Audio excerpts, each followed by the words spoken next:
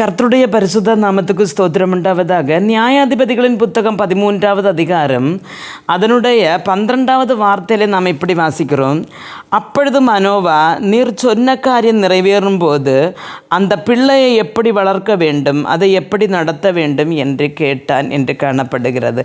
அருமையான தேவனுடைய பிள்ளைகளை, இங்கே ஒரு பிள்ளையை எப்படி வளர்க்க வேண்டும் என்று தகப்பனார் கேட்கிற வசனத்தை நாம் வாசித்து கேட்டோம். மனோவா என்ற தம்பதியர்கள் மிகுந்த வயது சென்றவர்களாக இருந்தார்கள்.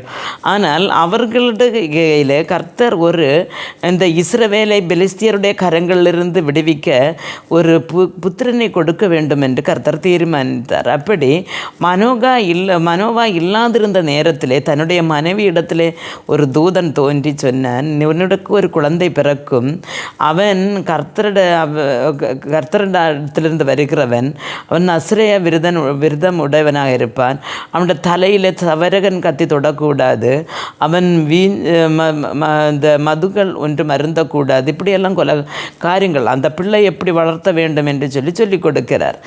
ஆனால் இந்த மனோகா வந்தபொழுது மனோவாவிடம் மனைவி சொல்லுகிறார், இப்படியாக ஒரு தூதன் வந்தான், இப்படியெல்லாம் சொன்னார் அப்படி என்று சொல்லுகிறார்.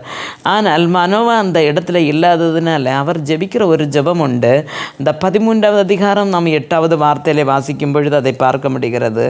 அப்பொழுது மனோவா கர்த்தரை நோக்கி விண்ணப்பம் பண்ணி, என் ஆண்டவரே, நீர் அனுப்பின தேவனுடைய மனுஷன் மறுபடியும் ஒரு விசை எங்களிடத்தில் வந்து பிறக்க போகிற பிள்ளைக்காக நாங்கள் செய்ய வேண்டியதை எங்களுக்கு கற்பிப்பீராக என்று வேண்டிக் கொண்டான் என்று சொல்லப்படுகிறது. அப்போ ஒரு தடவை சொல்லியாச்சு, ஆனாலும் அதில் ஏதாவது குறை இருக்கிறதா, நம்ம ஏதாவது கேட்க விட்டு போனாமா, அப்படி உள்ள ஒரு பயத்தோட மீண்டும் மனோகா என்று சொல்கிறார், ஜெபம் பண்ணுகிறார். ஆண்டவரே, நீர் அனுப்பின அந்த தெய்வ மனுஷனை ஒரு தடவை கூட எங்கள்கிட்ட பக்கத்தில் அனுப்புங்க ஆண்டவரே, நாங்கள் கேட்கட்டு எப்படி நாங்கள் அந்த பிள்ளையை வளர்த்த வேண்டும் என்று சொல்லி. அருமையான தேவனுடைய பிள்ளைகளை, இன்றைக்கு நமக்கு குழந்தைகள் கிடைக்கிறது ஒருவேளை கல்யாணம் முடிந்த உடனே நமக்கு கர்த்தர் குழந்தைகளை கொடுக்கலாம், இல்லை ட்ரீட்மெண்ட்டுக்கு உடவில் கொடுக்கலாம், இல்லை ஜபத்தினால் கொடுக்கலாம்.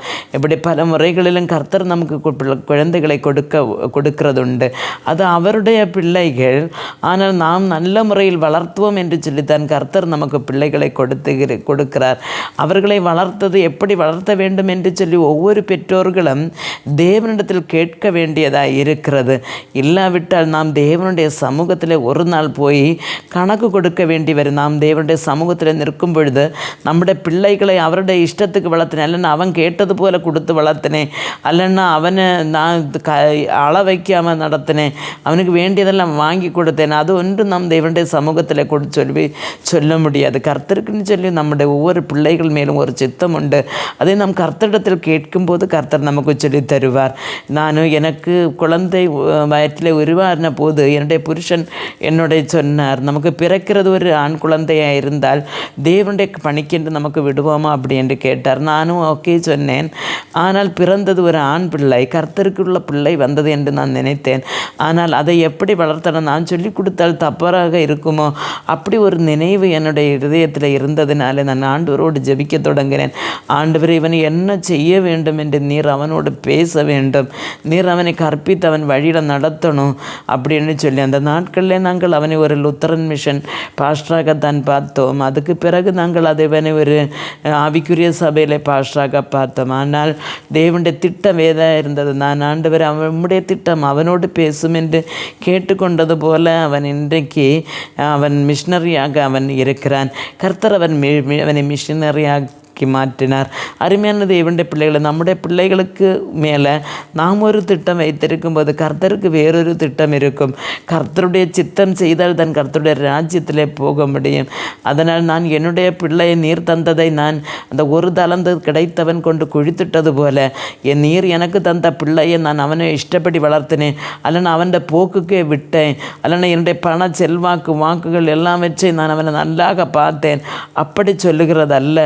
கர்த்தாவே, நீர் எனக்கு தந்திருக்கிற குழந்தைகள் உம்முடைய பிள்ளைகள், அவர்களை நான் எப்படி வளர்க்க வேண்டும் என்று ஒவ்வொரு தாயாரும் தகப்பனாரும் இந்த கர்த்தரிடத்திற்கு ஒவ்வொரு நாளும் கேட்டுக்கொண்டிருக்கும் பொழுது கர்த்தர் தன்னுடைய பாதையில் அவருடைய பரிசுத்த ஆவியினர் போதித்து வழிநடத்துவார்.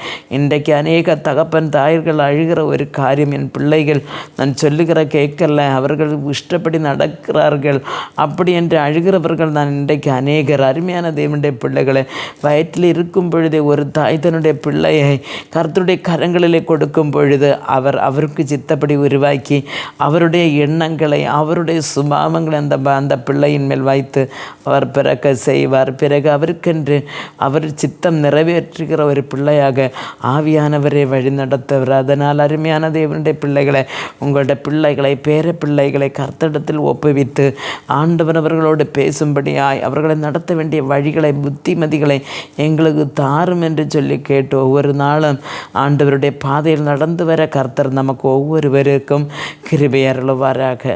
ஜெபிப்போம். எங்களை அன்பாக நேசித்து நடத்துகிற நல்ல தகப்பனே, ஆசீர்வாதവും மனமகிழ்ச்சியுமான இந்த வேளையிலே ஆண்டவரே, தன்னுடைய தலைமுறைகள் ஆண்டவர் சொல்லுகிறது கேட்கவில்லை, அவர்கள் இஷ்டமான வழிகளிலே நடந்து கொண்டிருக்கிறார்கள் என்று சொல்லி யாரெல்லாம் அழுது கொண்டிருக்கிறார்களோ அவர்களோடு ஆண்டவர் இந்த நாட்களிலே நீர் ஆண்டவரே இடவிட வேண்டும் என ஜெபிக்கிறேன். ஆண்டவரே, அந்த பிள்ளைகளை வளர்த்த வேண்டிய ஞானத்தை இவர்களுக்கு கொடு ஆண்டவரே. அந்த பிள்ளைகளோடு நீர் பேச வேண்டும் என ஜெபிக்கிறேன் ஆண்டவரே. தன் தலைமுறைக்காக அழுது கொண்டிருக்கிற ஒவ்வொரு பெற்றோர்களையும் உம்முடைய கரங்கள் தருகிறேன் ஆண்டவரே.